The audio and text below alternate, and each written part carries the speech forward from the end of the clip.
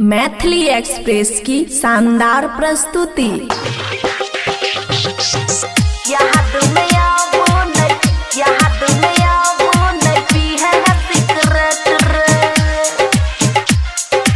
खुशी recording studio बलुआहा।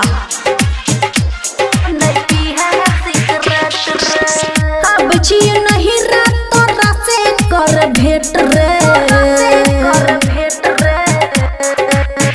सुन अब जिए नहीं रात रासे कर भेट रे, याद में आबो नहीं पी है सिगरेट रे, याद में आबो नहीं पी है सिगरेट रे, सेल्फी खिंचल का नहीं करी है डिलीट रे, सेल्फी खिंचल का नहीं करी है डिलीट रे, याद में आबो नहीं पी है सिगरेट रे, याद में आबो नहीं पी है सिगरेट रे, बुझले?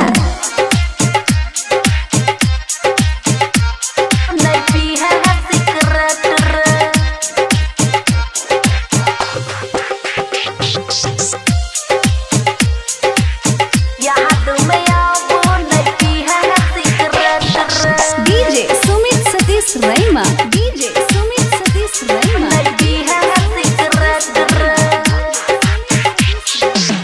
कनिए दिन में तू भगली तबाह रे, मैं बाप के इज्जत खातिर के लिए बियाह रे,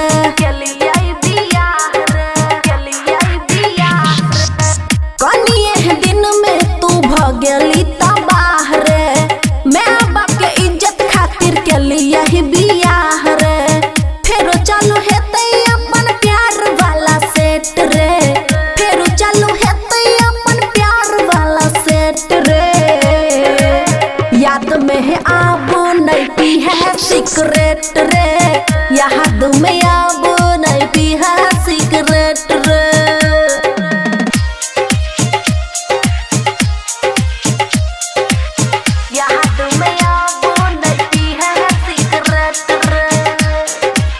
खुशी रिकॉर्डिंग स्टूडियो बलुआहा। हमरा ने ससुरा में लागे रहे मन रे, दिल रहे तोरे लग पिया लगे तान रे, पिया लगे तान रे, पिया लगे तान रे, हमरा ने ससुरा में लागे रहे मन रे, दिल रहे तोरे लग पिया लगे तान रे, बाबुआ राहुल फेरो हेतै ले तू देत रे, बाबुआ राहुल फेरो हेतै ले तू देत रे, याद में आबो नहीं पी है सिगरेट रे, याद में आबो नहीं पी है सिगरेट रे, बाबू आबै छियै। खुशी रिकॉर्डिंग स्टूडियो बलुआहा।